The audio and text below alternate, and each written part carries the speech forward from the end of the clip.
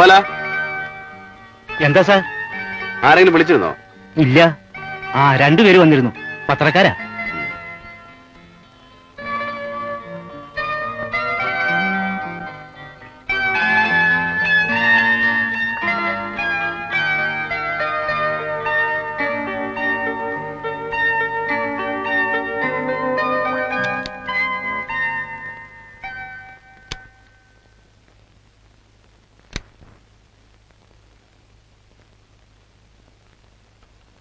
Sir, 2 കത്തുണ്ടായിരുന്നു. ഊണ് വിളമ്പട്ടെ? വേണ്ട, ഞാൻ പറഞ്ഞു കഴിച്ചു.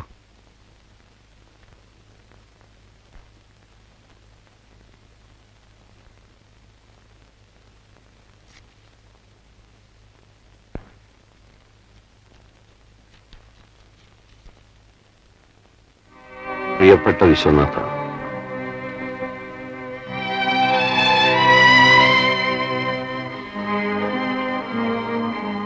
ഇനി കട്ടിലിൽ നിന്നും എഴുന്നേൽക്കുമെന്ന് തോന്നുന്നില്ലെന്നാണ് ഡോക്ടർമാർ പറയുന്നത്.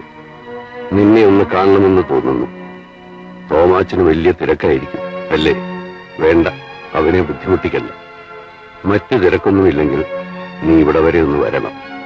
സ്നേഹപൂർവ്വം, കൃഷ്ണൻ നമ്പ്യാർ. ഞാൻ വെറുതെ പറയല്ല, ഈസ് റിയലി സ്മാർട്ട്.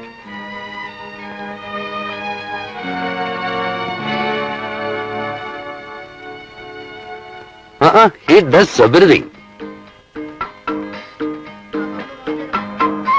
ഞാനിപ്പോ പരിചയപ്പെടുത്തി തരാം.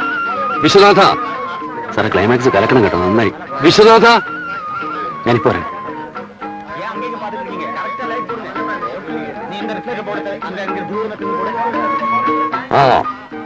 ഇവനായിരിക്കും അടുത്ത വർഷം മലയാള സിനിമയുടെ സൂപ്പർ ഡയറക്ടർ. എന്റെ ഏറ്റവും പ്രിയപ്പെട്ട ശിഷ്യൻ, എന്റെ വലങ്കൈ, മിസ്റ്റർ വിശ്വനാഥൻ. തോമാച്ച, എന്നെ വിളിച്ചോ? ഇങ്ങോട്ട് വാടാ. ഇതാണ് മിസ്റ്റർ തോമസ് ജോ. തോമാച്ചന് ഞാൻ വിളിക്കും. ഇവനാണ് ഈ പടത്തിന്റെ പ്രൊഡ്യൂസർ. ഇവരുടെ ആദ്യത്തെ സംരംഭമാണ്. നിങ്ങൾ പത്രക്കാർ വേണം വേണ്ട പബ്ലിസിറ്റി ഒക്കെ കൊടുക്കാൻ. എന്റെ പടത്തിന് കൊടുക്കുന്നതിനേക്കാൾ വളരെ കൂടുതൽ പബ്ലിസിറ്റി വേണം.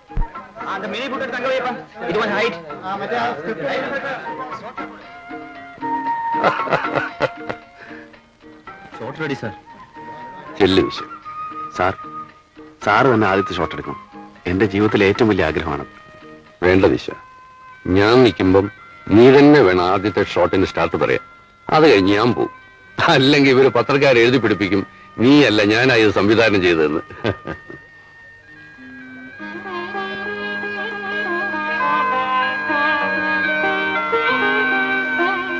നന്നായി വരട്ടെ. ചെല്ലു. സാറ് തന്നെ ആദ്യത്തെ ക്ലാപ്പെങ്കിലും കൊടുക്കണം. ഓ, ആട്ടെ.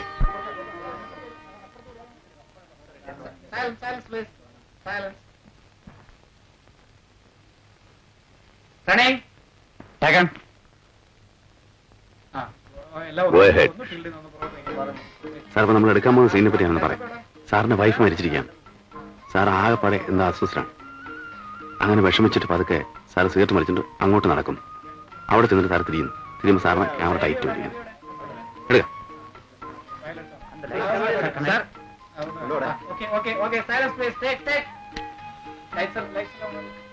സാർ എടുക്കാം.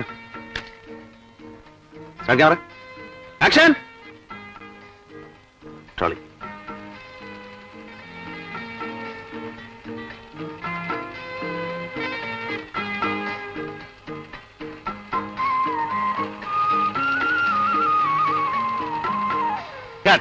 Okay, good sir.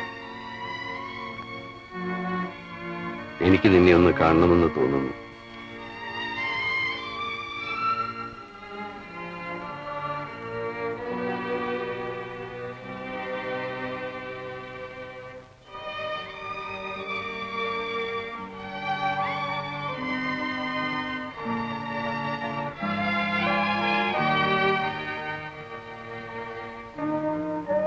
നീ എന്താ ഒന്നും മിണ്ടാത്തത്? ഡോക്ടർ എന്ത് പറഞ്ഞു?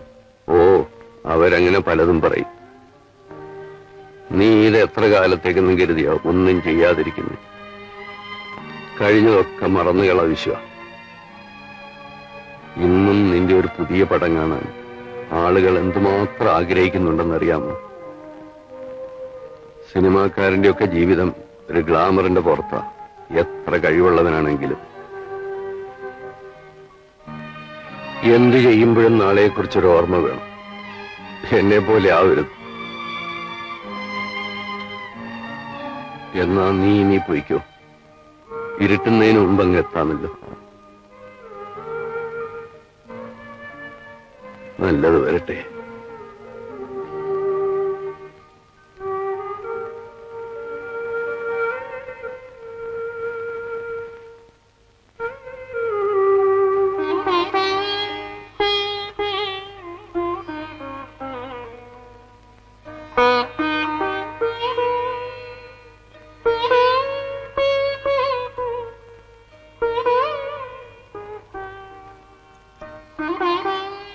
ഞാൻ ഇറങ്ങാണ് ചേച്ചി. കാപ്പി കുടിക്കാതെയോ? കാപ്പി കുടിച്ചിട്ട് പോയാ മതി. ഒന്നും വേണ്ട. വാസനയുടെ ജോലിക്കാരും വല്ലതായോ? അപേക്ഷ അയക്കലും ഇന്റർവ്യൂ ഒക്കെ മുറയ്ക്ക് നടക്കുന്നു. കൃഷ്ണൻകുട്ടി അവിടെ പോയി? അവന്റെ കാര്യം ഓർക്കുമ്പോഴാ ഇവിടുന്ന് ഇറങ്ങിയിട്ട് ഇന്നേക്ക് 3 നാളായി. ഒക്കെ ശരിയാവും ചേച്ചി. ഇരിക്കട്ടെ. വേണ്ട വിശ്വ, നീ വരുമ്പോഴൊക്കെ ഇങ്ങനെ നിനക്കും ബുദ്ധിമുട്ടാണെന്നറിയാം. അതൊന്നും സാരമില്ല. സാറിന് ചികിത്സയ്ക്ക് ഒരു മുടക്കം വരത്തരുത്. പിന്നെ കൃഷ്ണൻകുട്ടി വരുമ്പോ എന്നെ വന്നൊന്ന് കാണാൻ പറയും. ഞാൻ പറഞ്ഞിട്ടാണെന്ന് പറഞ്ഞാൽ മതി. പറയാ. വരട്ടെ. ആ.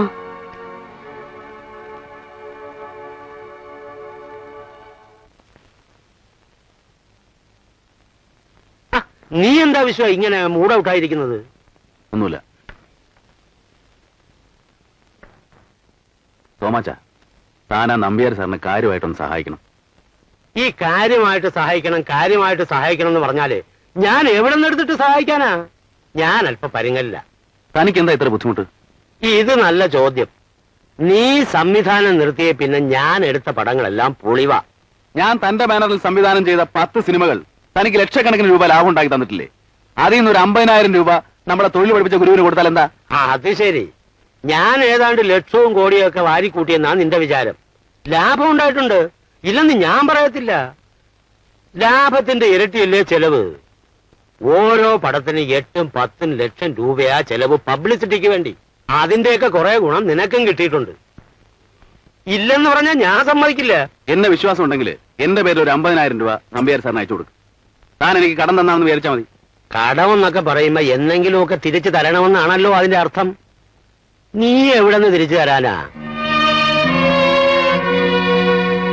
ഞാൻ വരട്ടെ. നീ അവിടെ ഇരി വിശ്വ. ഞാൻ നീ പിണങ്ങാൻ വേണ്ടി പറഞ്ഞതല്ല. ഞാൻ ഒരു 50,000 രൂപ അയച്ചു കൊടുത്തു എന്ന് വെച്ചോ. അതുകൊണ്ട് അങ്ങേരുടെ കടം തീരുമോ? മോളുടെ കല്യാണം നടക്കുമോ? അതല്ലെങ്കിൽ ഇനിയും അങ്ങേര് 2 കാലം എഴുന്നേറ്റ് ഓടി നടക്കുമോ? ഇല്ലല്ലോ. മിനിമം ഒരു 5 ലക്ഷം രൂപയെങ്കിലും വേണം ആ കുടുംബം കരകയറാൻ. നീ വിചാരിച്ചാൽ ആ കുടുംബം രക്ഷപ്പെടും. എങ്ങനെ? നമ്പ്യാർ സാർ ഒരു പടം നിർമ്മിക്കട്ടെ. അങ്ങേരൊന്നും അറിയണ്ട, ഒറ്റ കാശും മുടക്കണ്ട, ഒക്കെ ഞാൻ ചെയ്തോളാം. വിതരണം മാത്രം എനിക്ക് തന്നാൽ മതി. പക്ഷേ ഒരു കണ്ടീഷൻ, നീ സ്ക്രിപ്റ്റ് എഴുതണം, നീ തന്നെ സംവിധാനവും ചെയ്യണം. എന്താ ബുദ്ധിമുട്ടാണല്ലേ? ഇത് പണ്ട് എന്റെ അമ്മ പറഞ്ഞതുപോലെയാ, ആരാന്റെ പന്തലിൽ വേണം വിളമ്പ് കാണാനെന്ന്. ബാക്കിയുള്ളവനിവിടെ തല പോഞ്ഞും പിടിച്ചു പറിച്ചും തിരുമ്മി വെച്ചിരിക്കുന്ന 10 കാശെടുത്ത് നാട്ടുകാർക്ക് സപ്ലൈ ചെയ്യണം പോലും. തോമാച്ച, ഈ തനിക്ക് മേലനങ്ങാൻ വയ്യ.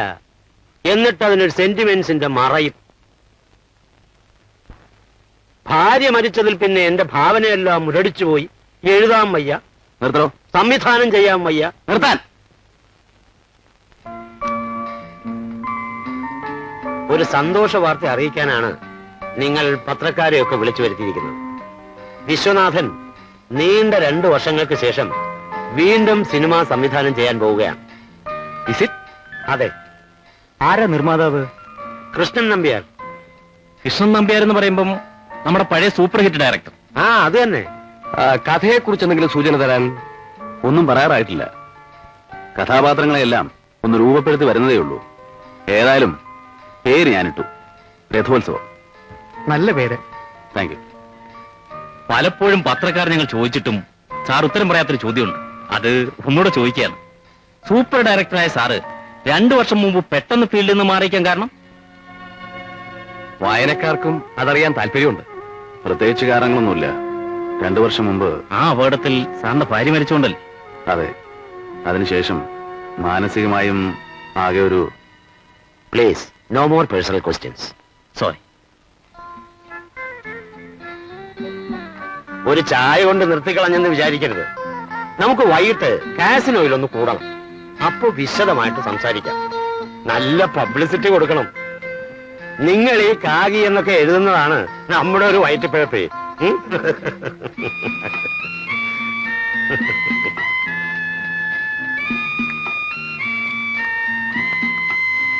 വിശ്വനാഥൻ സാറ് തിരിച്ചു വരുന്നത് ഇപ്പോഴത്തെ സൂപ്പർ ഡയറക്ടർ വിജയകുമാറിന് ഒരു ക്ഷീണമായിരിക്കുമല്ലോ. അവന്റെ ആപ്പീസ് പൂട്ടും. വിശ്വനാഥന്റെ പേര് കേൾക്കുമ്പോ അവന് പനിക്കും. മതിയടോ പരദൂഷണം. ഞാൻ ഉള്ള കാര്യമല്ലേ പറഞ്ഞത്. ഈ പടം നമ്മളൊരു വാരും.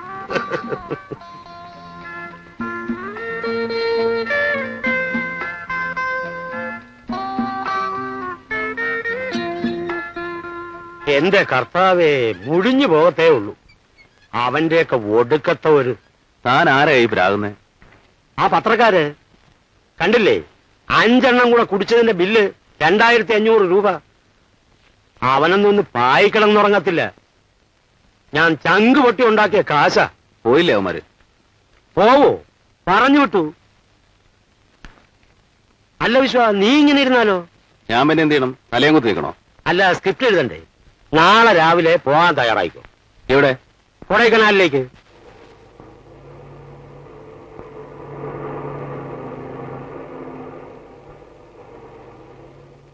ചന്ദ്രനോട് ഞാൻ എല്ലാം പറഞ്ഞിട്ടുണ്ട്. പരിചയപ്പെട്ട് കഴിയുമ്പോ നിനക്കെല്ലാം മനസ്സിലാകും. ഒന്നാന്തരം ഒരു ബംഗ്ലാവ് അവൻ അറേഞ്ച് ചെയ്തു തരും. കൊടൈക്കനാലിലെ ഒരു തണുപ്പും പ്രകൃതിയും ഒക്കെ കൂടുമ്പോ നിനക്ക് എഴുതാനൊരു മൂടും വരും. ഇവിടെ ഇരുന്ന, പ്രത്യേകിച്ച് നിന്റെ വീട്ടിലിരുന്ന ലക്ഷ്മിയെ കുറിച്ചൊക്കെ നീ ഓർക്കും.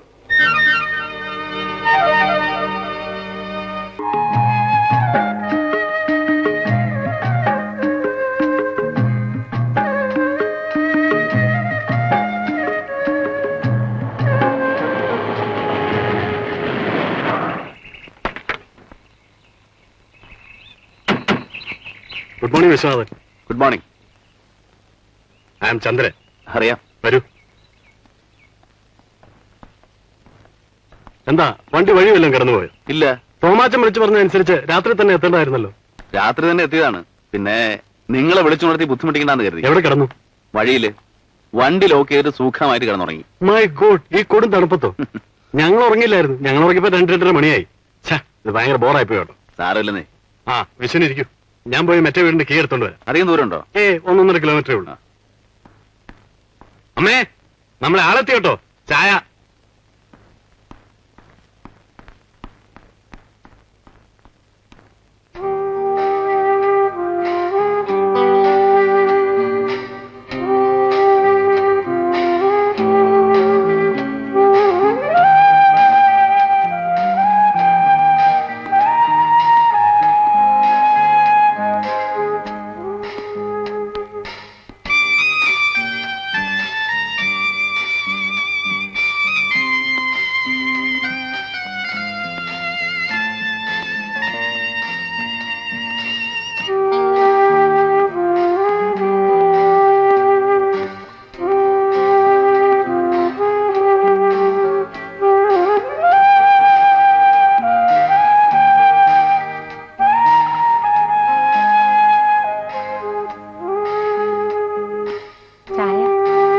ചന്ദ്രന്റെ അമ്മയാ. മനസ്സിലായി.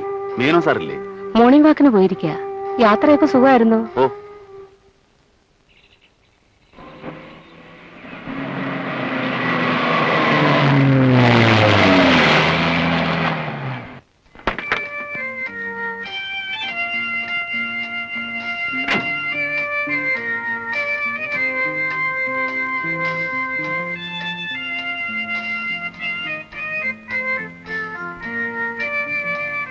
ലൊക്കേഷൻ എങ്ങനെയുണ്ട്? ഇഷ്ടപ്പെട്ടോ? ഫാന്റാസ്റ്റിക്. വരൂ.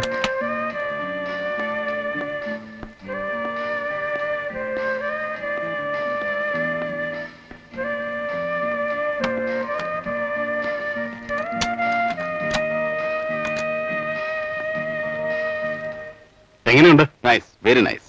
എനിക്കറിയാം ഇഷ്ടപ്പെടുമെന്ന്. നിങ്ങൾ എഴുത്തുകാർക്കും സിനിമാക്കാർക്കും ഇങ്ങനെയുള്ള സ്ഥലങ്ങളിൽ ഇരുന്നാലേ മൂട് വരികയുള്ളൂ. എനിക്കാണെങ്കിൽ ഇതൊക്കെ വിറ്റുപറിക്ക് വല്ല മദ്രാസിലോ ബാംഗ്ലൂരിലോ പോയാൽ മതിയെന്ന. എന്ത് ചെയ്യാം, അച്ഛൻ സമ്മതിക്കണ്ടേ.